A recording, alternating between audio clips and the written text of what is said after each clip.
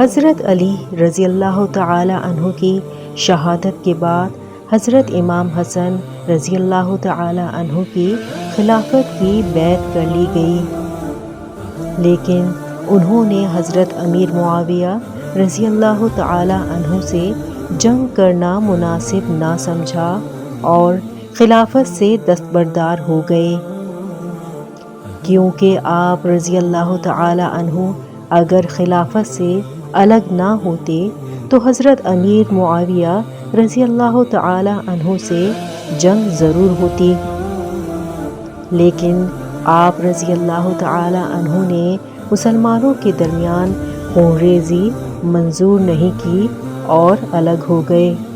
صلی اللہ علیہ وآلہ وسلم نے بھی فرمایا تھا، میرا یہ بیٹا مسلمانوں کی دو بڑی جماعتوں کے درمیان صلح کرانے کا سبب بنے گا۔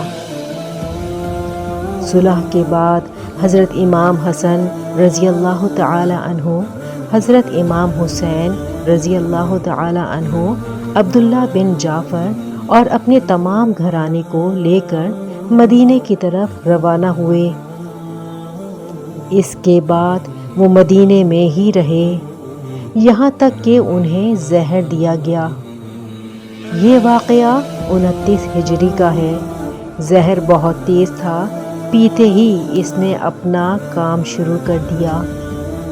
دل اور جگر کے ٹکڑے کٹ کٹ کر منہ کے راستے باہر آنے لگے۔ یہ آج تک معلوم نہیں ہو سکا کہ زہر کس نے دیا تھا۔ تاریخ کی کتابوں میں مختلف نام آتے ہیں۔ زہر کھلائے جانے کے تیسرے دن آپ رضی اللہ تعالی عنہ نے شہادت پائی۔ اس وقت آپ رضی اللہ تعالی عنہ کی عمر 45 سال تھی۔